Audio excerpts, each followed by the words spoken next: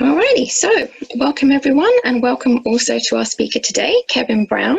Just a little bit of our background into Kevin. He's got a really impressive bio. He's currently the curator of the Alexander Fleming Museum at St Mary's Hospital in Paddington, and also archivist to Imperial College Healthcare NHS Trust. He is an expert on the history of health and medicine. He studied history at Hertford College, Oxford, and qualified as an archivist at University College London. And he previously worked at the Bodleian Library in Oxford, at Durham County Record Office, and is former chairman of the London Museums of Health and Medicine. Kevin has lectured extensively and is also the author of several books, which can be found on Amazon. So, Kevin, over to you. Well, good morning. Somehow this talk seems very topical at the moment when you consider that we may be entering into another lockdown. Somehow this year has been dominated by the whole issue of plague, pestilence, panic. And looking back, we can see some similarities with the Black Death and the Great Plague of London. So my subject this morning is going to be on the whole subject, plague, pestilence, and the panic that comes with that. Well, I'm going to start off by saying something very controversial. If I can move on to the next slide. Shakespeare got it wrong. Now, John of Gaunt's speech in Richard II is perhaps one of the most evocative speeches on English exceptionalism. In fact, in some ways, when you consider it's about an island, you could say British exceptionalism. We've heard a bit too much about that recently, I think. But, as I said, Shakespeare got it wrong with this piece of inspirational poetry delivered by John of Gaunt on his deathbed. This fortress, built by nature for herself against infection and the hand of war. This happy breed of men, this little world, this precious stone in the silver sea, which serves it in the office of a wall, was a moat defensive to a house. Now, of course, the verse refers to immunity against political infection from other countries, protection against invasion, but also protection against infection as well as against political contagion. However, as I say, Shakespeare got it badly wrong. The sea was the way in which infection came in. Now, I'm just going to use one example of that today, although there are other cases of travel having brought in infection. And certainly with the Black Death of 1348, it was the sea that brought in the contagion. As we'll see later on. Now, the whole issue of plague, if you like, was one that dominated fears throughout the later Middle Ages and well into the 17th century in Great Britain. The writer Thomas Nash summed it all up when he spoke of with a heartfelt plea, from winter plague and pestilence, good Lord, deliver us. Just sums up those fears of the time. And a symbol of those fears is the plague doctor. Here you see him with his black gown and his mask. I think in many ways, the 16th and 17th century plague doctor would have been perhaps just as frightening as the illness itself. Now, why did he have that beaked mask? Well, you might think, is it to scare off the plague? Certainly, I think it would scare off a lot of people. But, in fact, the beaked nose was stuffed with herbs and pomanders to ward off infection. It was a time when it was thought that infection was caused by miasma, bad smells. So you could offer some protection by getting rid of those smells, if only it was so simple. But the plague doctor has come to symbolise that fear of pestilence. And of course, just like coronavirus, there seemed to be seasonal peaks and troughs in the course of the infection. So Nash talks about a winter plague. But I mentioned earlier that very much it was the sea and commercial routes that transmitted the Black Death, bubonic plague throughout Europe. It all seems to have started in Central Asia. The city of Kaffa on the Black Sea was besieged by Tartar hordes and defended by Genovese merchants. And there we have an early example of germ warfare. The Tartars were infected with the plague. And in order to try and break the siege, they used catapults to lobby over the corpses of their own people who died of the plague into the city. So giant catapults, plague-ridden bodies. Well, the defending Genovese merchants simply carried the bodies through the town and then dropped them into the Black Sea. But that was too late to avoid contagion. Well, the siege came to an end and the Tartars dispersed. And as they left, they carried the infection with them into Russia, India, China. So you can see the Tartars taking the infection eastwards.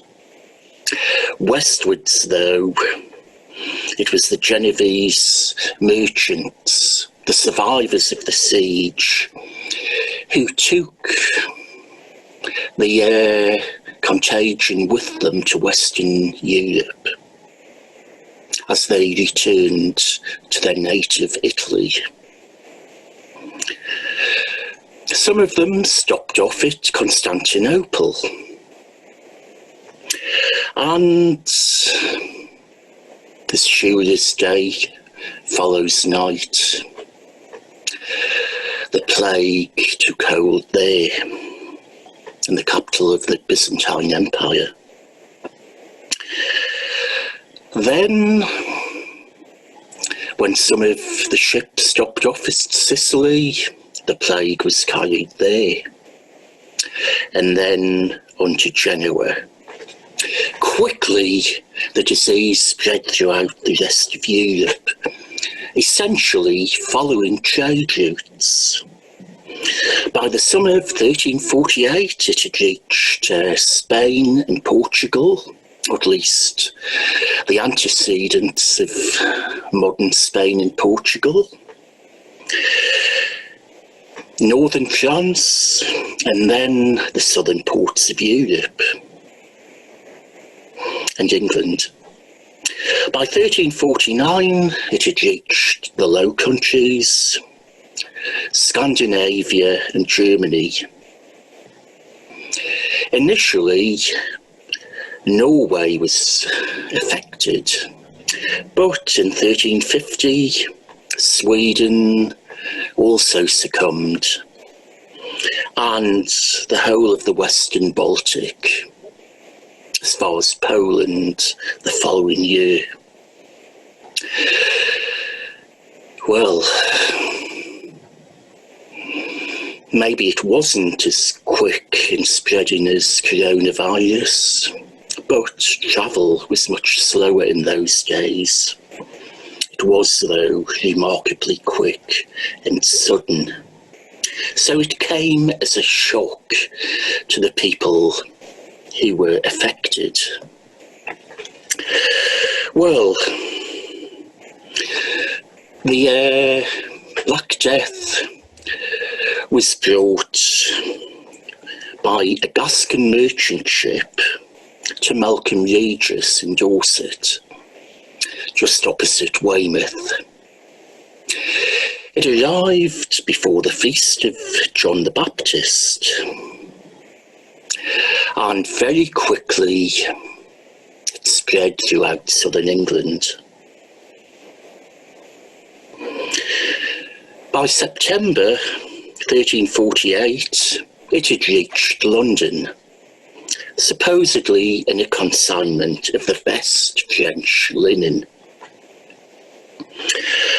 And very quickly it spread through the country, again along trade links, along the inland waterways, and also by coastal shipping. So much for England being defended against contagion. Now, the plague was carried by the black ship rat, the wonderfully named Rattus rattus. These rats carried fleas, which have since been identified with the bubonic plague, caused by the bacterium now known as Yersinia pestis. Now, this has been confirmed by the examination of victims in plague pits. So, scientifically, we know what caused that infection. Well, the black rats came ashore from the ships and established burrows on land. In many cases, they nested quite close to supplies of grain, and it was noted that both flour millers and bakers were among the first victims. Well, what were the symptoms? Well, you could get buboes, swellings in the neck, the armpits and the groin, then a fever, followed by death. The pneumonic plague affected the lungs, and victims would cough up blood. The septicemic form of the bubonic plague was even worse. The bacterium entered the bloodstream and quickly killed its victims. So great were the casualties in some places that chroniclers said no one could be found to carry the bodies of the dead to burial, but men and women carried the bodies of their own little ones to church on their shoulders and threw them into mass graves, from which rose such a stink that it was barely possible for anyone to go past a churchyard. Plague crosses were laid with them. Now, the fact that chroniclers talked about the stink is again a reference to the belief that the infection was caused by bad smells and miasma. So people tended to avoid churchyards and burial pits. In the winter of 1348 and spring of 1349, it's estimated that 75,000 died in the London area. The court fled. There were mass burials in plague pits outside the city. East Smithfield is perhaps one of the most notorious. When Crossrail was being built, some of these plague pits were uncovered, and it was then possible for scientists and archaeologists to do work on identifying some of the causes of illness of the victims.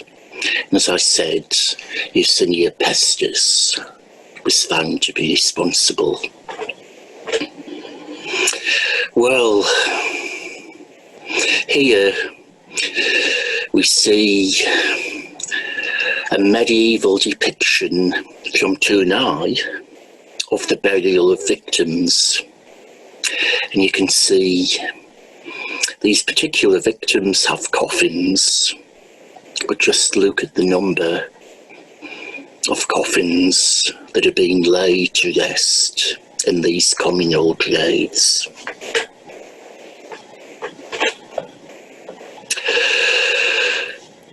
Well, again, as with the current pandemic, the Black Death was to have severe economic and social effects. Of course, all estimates of the economic effects are bound to be inaccurate. The statistics just aren't there. But it's estimated that the population of England was reduced by about a third. Estimates for Europe as a whole vary from between 40 to 60% of the population dying from the plague. These mortality figures are frightening. Villages were depopulated. As a result, tax revenues fell, rents fell, and labour became scarce. And that was to put the labourer in a stronger position to demand better returns for his or her work. And this was all despite ravaging inflation.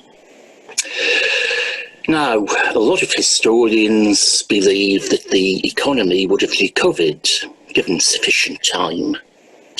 But the problem was the Black Death of 1348-9 was not an isolated event. There were recurrent outbreaks of the Black Death in 1360, 1369 and 1375. The result of all of this was that the changes to the economy became more permanent.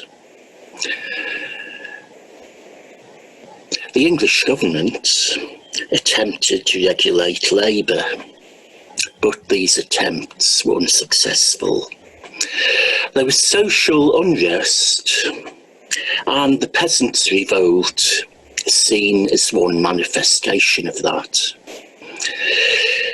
Here you've got Richard II facing the rebels and diffusing the tension.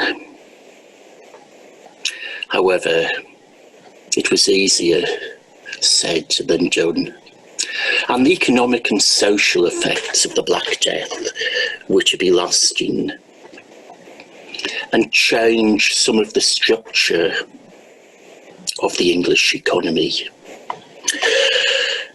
Well, the economic effects were bad enough, but what about the psychological effects? These went even deeper. To the medieval mind, plague, pestilence, was seen as a punishment for moral transgressions, and also as harbingers of the apocalypse. To try to gain salvation, men went on pilgrimages. In many ways, we could even say that Chaucer's Canterbury Tales was the offspring of the Black Death. Now, that's stretching the point, as pilgrimages were common anyway, but people felt a need to seek help of the saint who would help them when they were sick, as Chaucer himself commented in the prologue to the Canterbury Tales. Flagellants went from town to town whipping themselves. And in art, a common feature was the danse macabre, the dance of death, which you see here, a reminder of common mortality.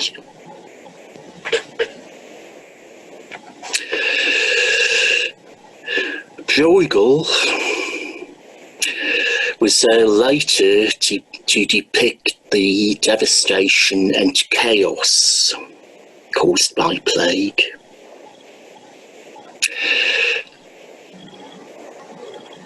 But also, we should remember that people were trying to find an explanation, and also they were looking for scapegoats.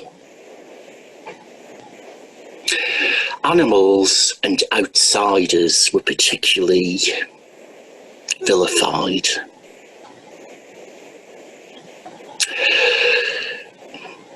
Foul trades, those of butchers, prostitutes and fishmongers, an odd mixture, were blamed for spreading the contagion.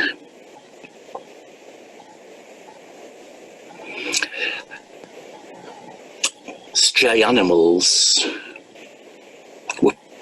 were killed. If it was thought they could cause infection, then they were to be eliminated. Even more shocking were perhaps the pogroms against the Jewish population.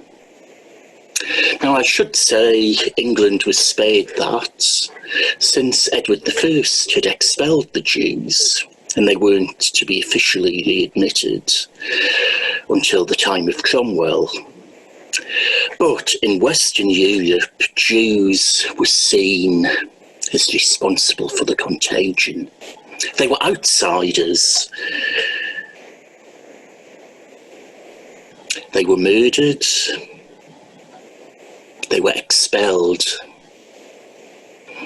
In Strasbourg, 900 Jews were burnt to death.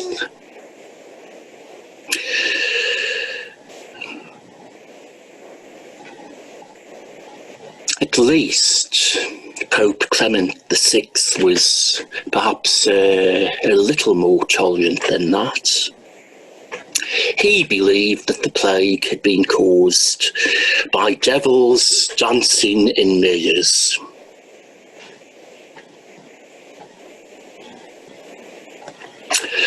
Well, across Europe, people came together as a result of the threat of infection. In the Baltic states, the Baltic cities of the Hanseatic League, brotherhoods of blackheads were set up, especially in 14th century Tallinn and Riga. In Tallinn, you can see their 18th century guild house. And in Riga, you can see a reconstruction of their splendid Renaissance premises and headquarters. But these were essentially fraternities of young, unmarried ship owners and merchants. They were banding together for protection because they were away from home. Most of them were German. Well, the Brotherhood of Blackheads in Tallinn in the 1490s set up an altar which reflects their fear of the pestilence. At the centre, St. George and either St. Maurice or St. Victor. The identification is a bit unsure. Are seen. The two saints attend the Virgin and Child. But on the triptych, on the back of the altar, there are scenes which definitely reflect the fear of the plague. This altarpiece can be seen in Tallinn once it's easy to travel again. And here you see the blackheads in prayer. On one side is St. Gertrude of Nivelle, patron saint of hospitals. At her foot is a rat. So the role of the rat in transmitting disease was recognised even then. And on the other side, St. Francis of Assisi is shown. So there's this fear of plague and pestilence among young men far from home. And they are seeking the protection of saints who are linked with good health.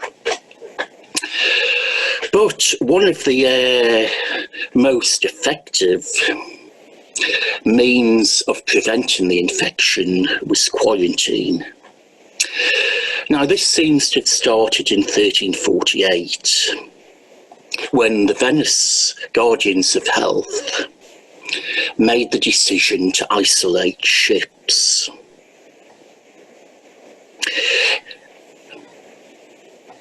Basically because of the fear of them bringing infection in. In 1377, Ragusa introduced a quarantine period of 30 days, which in 1397 was raised to 40 days. 40 days, Jesus' time in the wilderness. Marseille followed suit in 1383 with a 40-day period of quarantine, and that soon became the standard across Europe. Now, for those travellers who needed to be put into quarantine, they were often placed into lazarettos or pest houses. Here you can see one in Malta, which occupied a strategic position between east and west. And again, it's a buffer zone, if you like, between the political contagion of the East, which after the fall of Constantinople was seen as being represented by the Ottoman Empire, but also it was a protection against infection being brought from the East. Now, why Lazaretto? Well, the Lazarettos were named after quarantine detention stations which had been set up close to the church of Sant Lazzaro in Pisa in 1346. One notorious Lazaretto was the Lazaretto Vecchio, an island in the Venetian lagoon, which was described in the 16th century by the notary Rocco Benedetti as being like hell itself.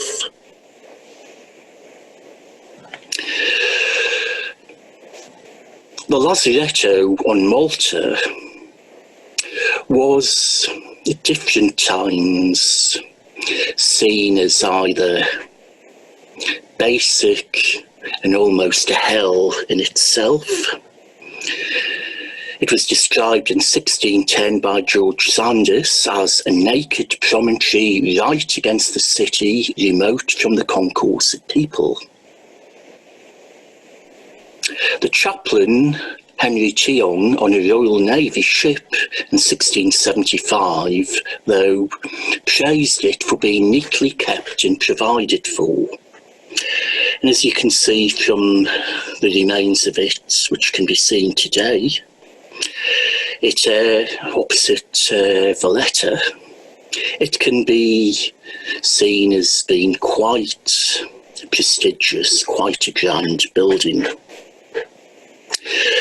Now, if people wanted to avoid quarantine, then a ship could be given a clean bill of health from the port it left. Now, these were official confirmations that the ship and all sailing on it were free of infection. That didn't stop people trying to fabricate clean bills of health. So there were lots of fraudulent ones produced. People then, as now, showing human nature, tried to buck the system.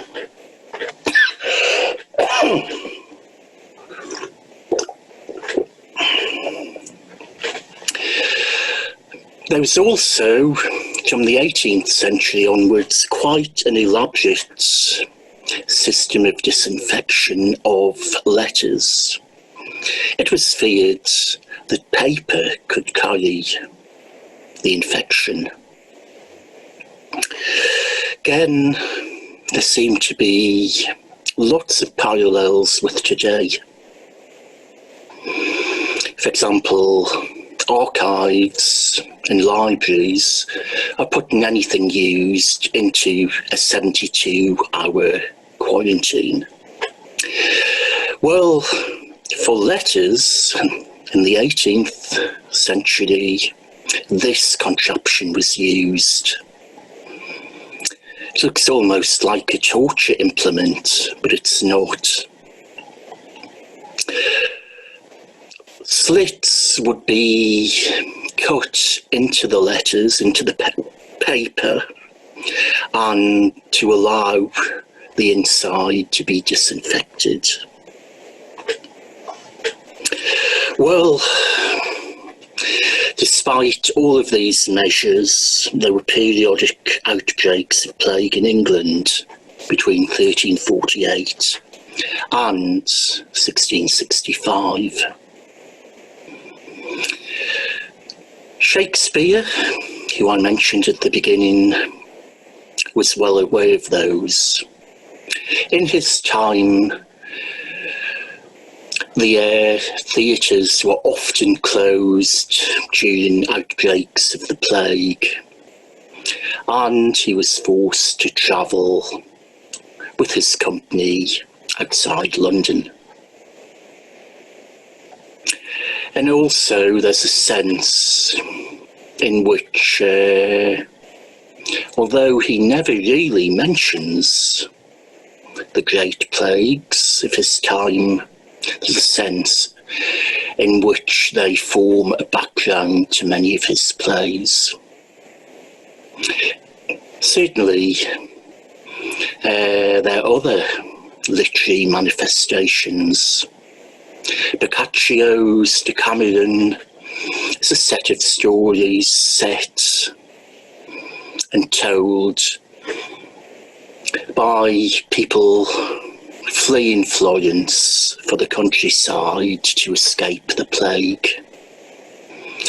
And that idea of bringing together short stories was taken up by Chaucer with the Canterbury Tales.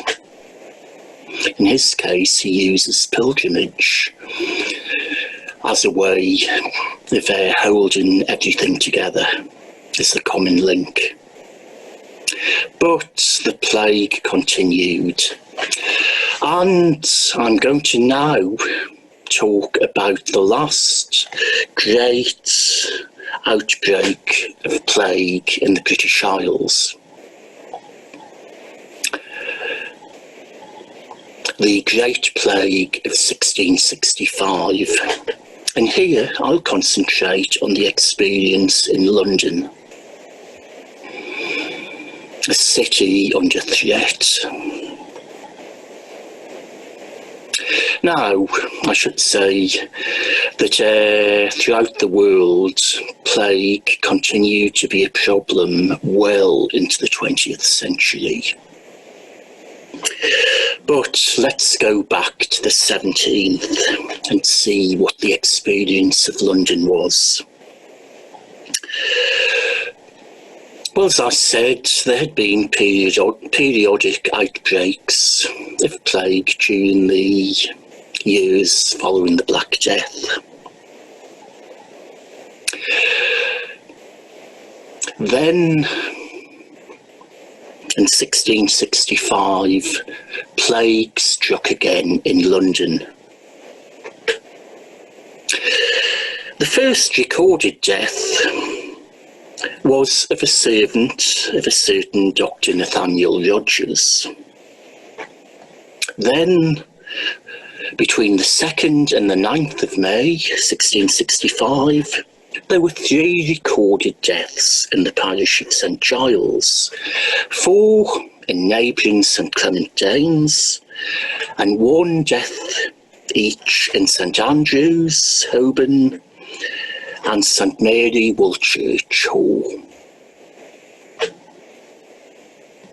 Well, it started out with only a few cases, but very soon the number of cases exponentially increased.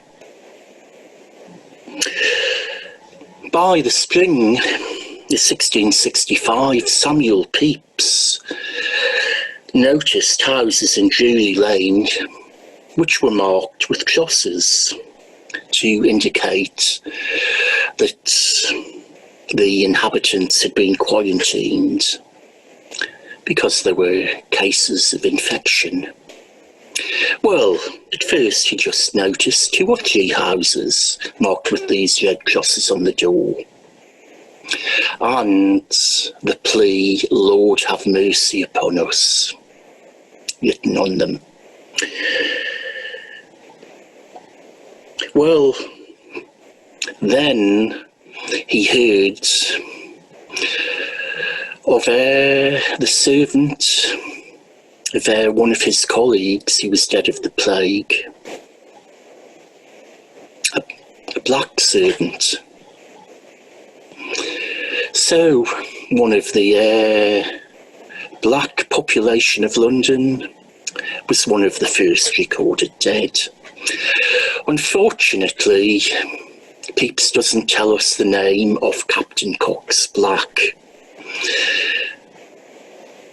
But I think we would all like to know just who this man was, and that he wasn't just an anonymous figure.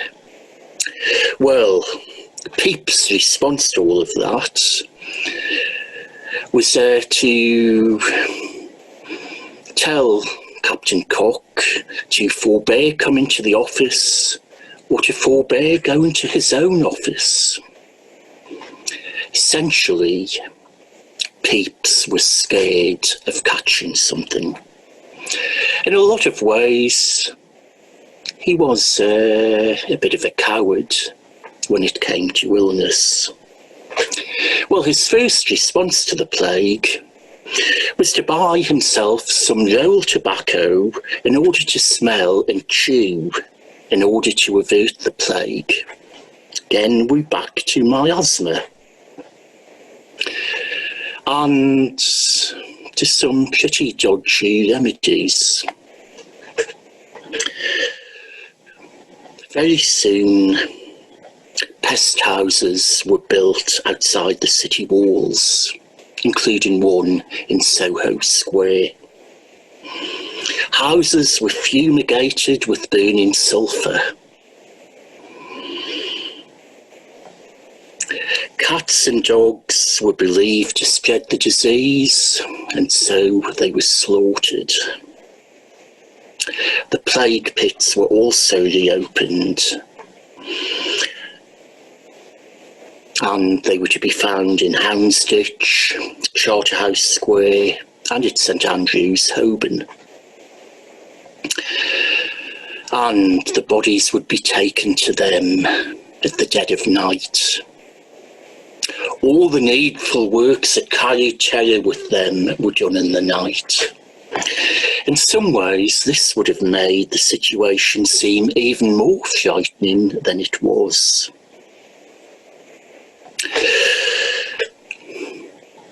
And Daniel Defoe, in his Journal of the Plague Year, comments that the women's skulls were distinguished by their long hairs, and that the flesh was not quite perished.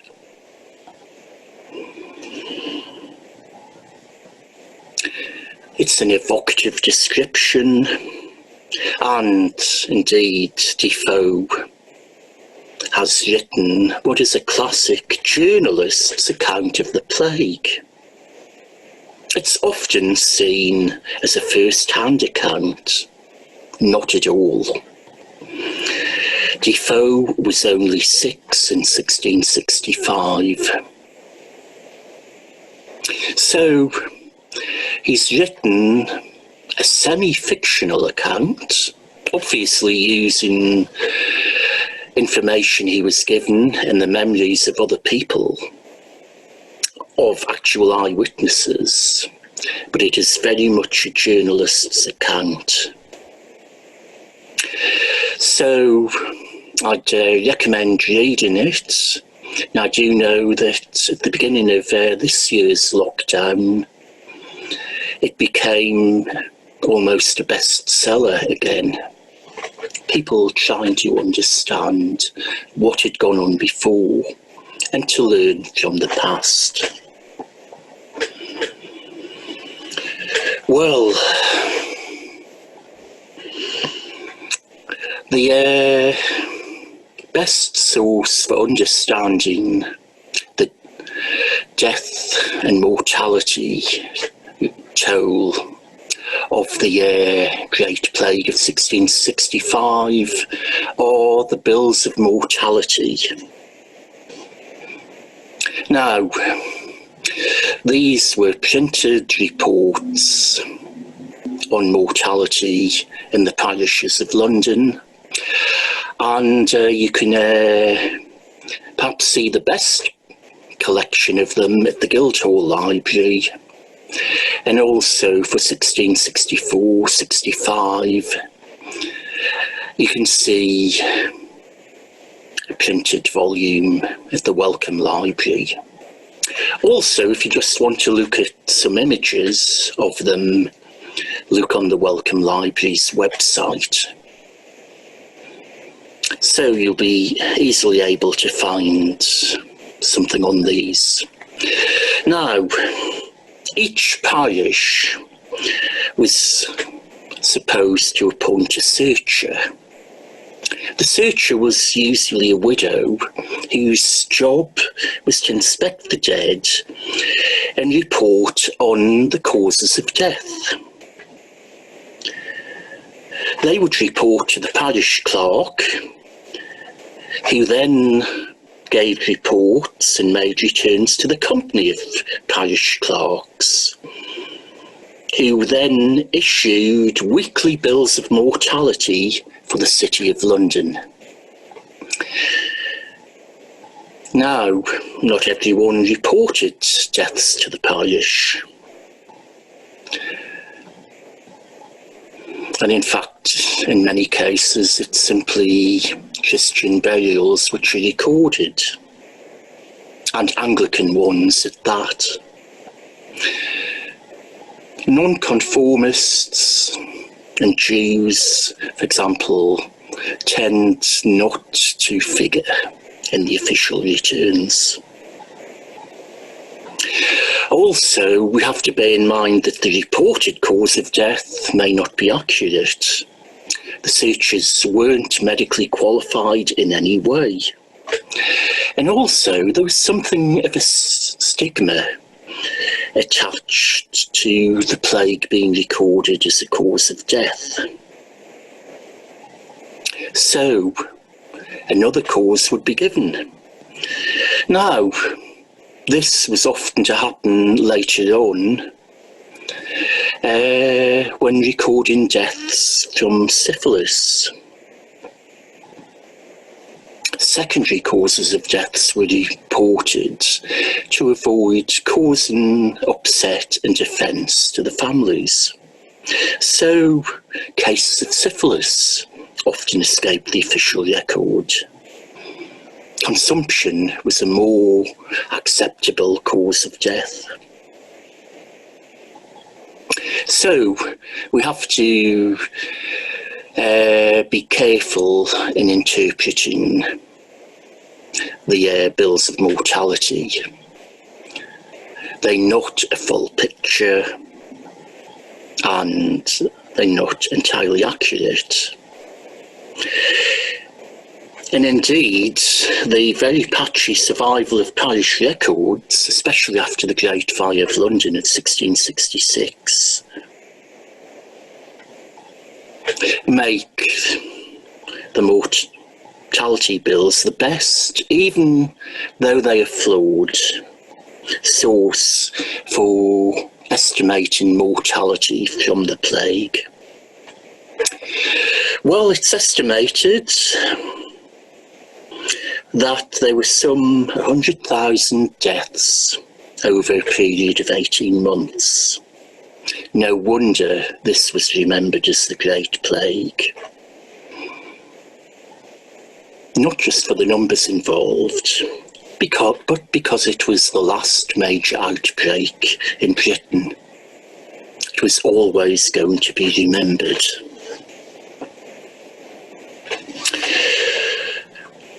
So, you can see from here the various causes of deaths given. And,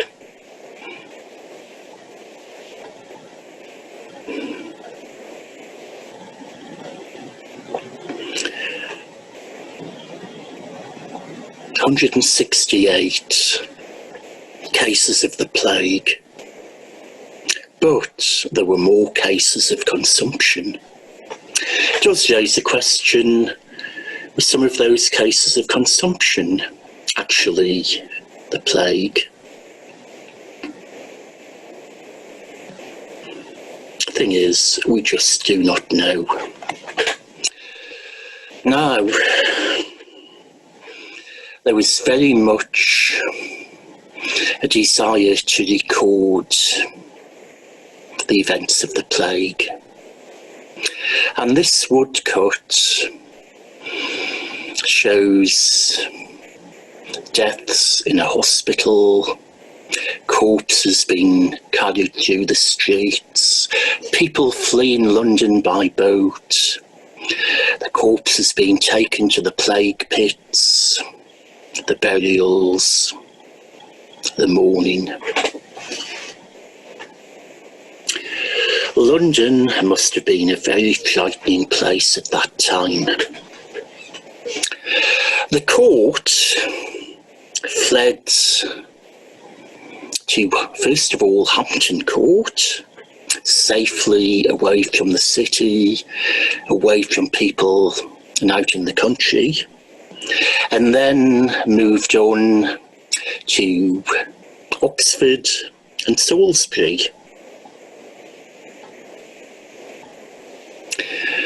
However, before leaving, Charles II announced a day of national atonement, a day of fasting.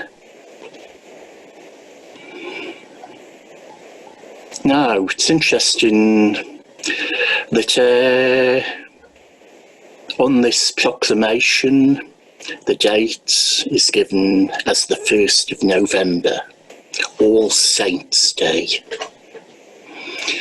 So very much the prayers and supplications were to be on a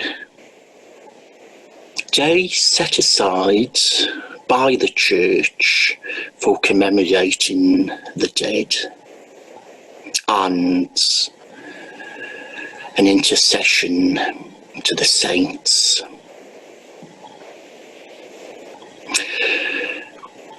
Well, I think we've chosen well in holding this talk on Halloween, the Eve of All Saints. Now, Defoe gives a very nice account of the court, which despite this Day of Atonement and Day of General Fasting, actually was very hedonistic in its response to the plague. The very court, which was then gay and luxurious, put on a face of just concern for the public danger. The gaming tables, public dancing rooms and music houses multiplied and began to debauch the manners of the people, were shut up and suppressed. So, whilst the court is putting on a brave face and in many ways having a good time, places of public resort in general are to be shut and suppressed, not just to stop the transmission of the infection, but also because they were seen as spreading moral contagion. And if you have a Day of Atonement, then one of the things you are atoning for is any of the public amusements which might debauch the manners of the people. So again, we're looking at a moral response to pestilence. And indeed, you can't help thinking of things like closing restaurants and pubs at an early hour, at 10 o'clock today. Although there are more scientific arguments put forward for that. Similarly, In Tier 3 areas, the closure of pubs unless they sell meals. You can't help feeling there's a bit of that moral purpose there, as well as the public health issue. Well, the results of some of these measures, and of people being reluctant to go out, remind one of the capital back in April and May. In fact, the country then. Now, Defoe talks about the emptiness of the streets and the passionate outcries and lamentations of people out of their windows, the houses and shops all shut up. Samuel Pepys has an even more evocative description of what happened. Lord, how empty the streets are, and how melancholy. So many poor sick people in the streets full of sores. In Westminster there's never a physician, and but one apothecary left, all being dead. It does actually remind you that the diarist, the first-hand witness, can perhaps give a more frightening account than the journalist.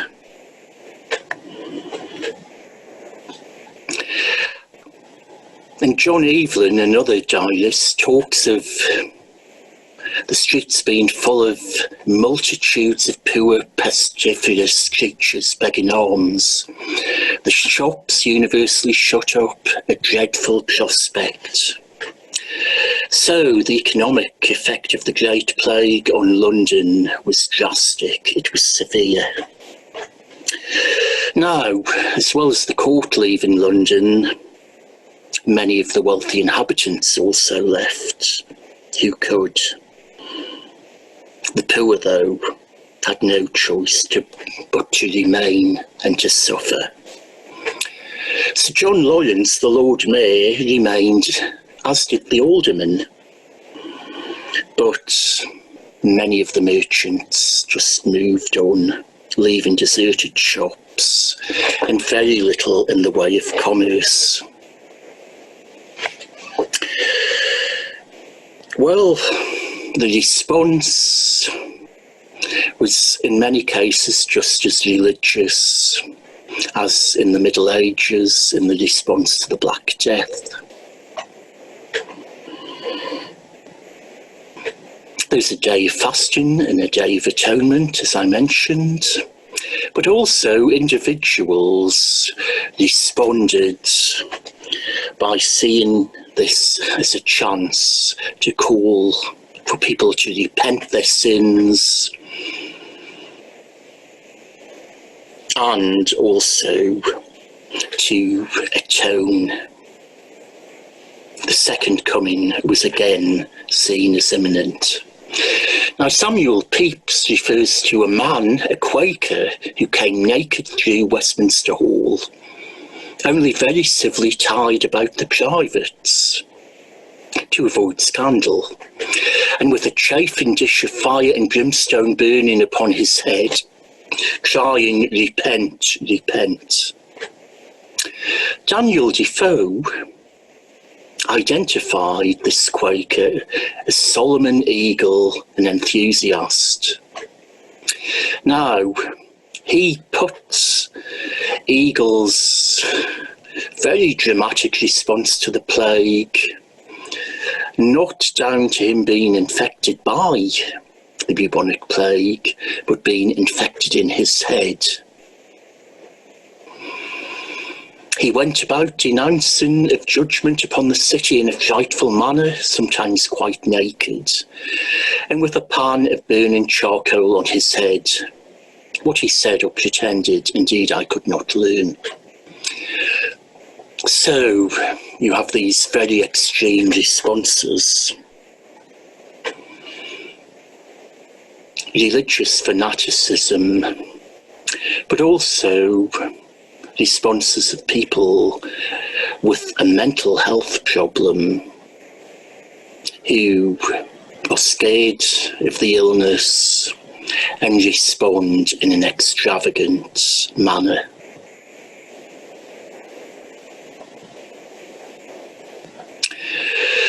Well, the other way of dealing with the problem was to seek out remedies. And the accounts of people running after quacks and mountebanks and every panicking old woman for medicines and remedies. Now, some of these remedies were in themselves toxic, and people poisoned themselves. It's all very reminiscent of talk of injecting oneself with disinfectants, which President Trump at one point thought was a way ahead. And indeed, by making themselves ill, people could actually make themselves weaker, and by these so-called protections actually allowed the plague to get hold of them. Well, quacks offered infallible preventative pills against the plague, preservatives against the infection, but most of them would have been of no value at all. There were also instructions on how to dissect a pestilential body and remedies for things such as the king's medicines for the plague. Now, this particular remedy was made up of virtue, rue, elder leaves, bramble leaves, wormwood, wine vinegar, ginger, all mixed together and beaten to a fine powder, which would be drunk every morning. Well, there may have been some health values, but perhaps none at all.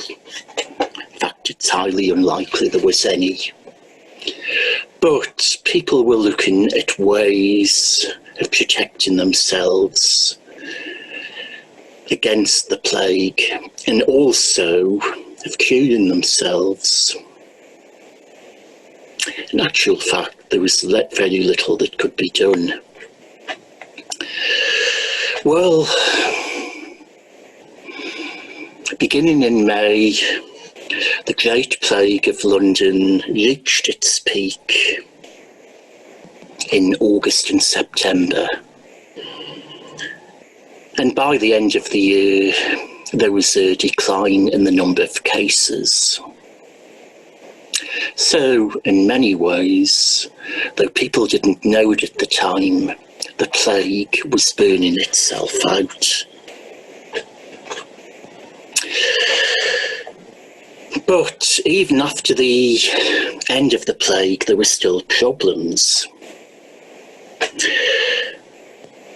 The fleet, which at that time in 1665 was harboured in the Thames, protected itself by remaining well away from the city. So Woolwich, Greenwich, and further down the Thames. And it would isolate itself from anyone with symptoms. So, in a way, the ships, by allowing no one off and allowing no one on board, were in many ways safe havens against the plague for the Royal Navy. But the problem was anyone who had symptoms of the plague would be put off their ship. And the seamen, having recovered, were then not allowed back on board.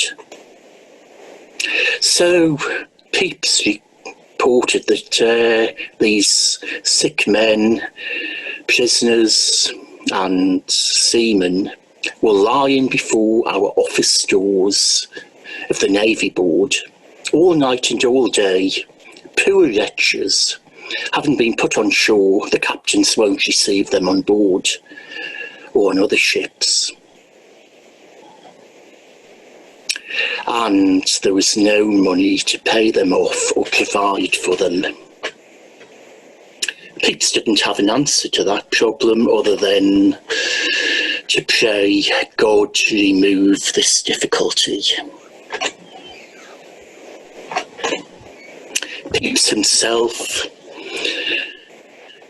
if you can say that any time of pestilence is a good time, had a good plague. He recorded in his diary that I have never lived so merrily, besides that I've never got so much as I have done this plague time. He stayed in London. He was able to party. He went out clubbing, to use his own term. Clubbing is not just a modern phrase, Pepys used it. He made a lot of money during the plague. His family had fled to Greenwich, as had the Navy Board. So very much he was left to his own devices.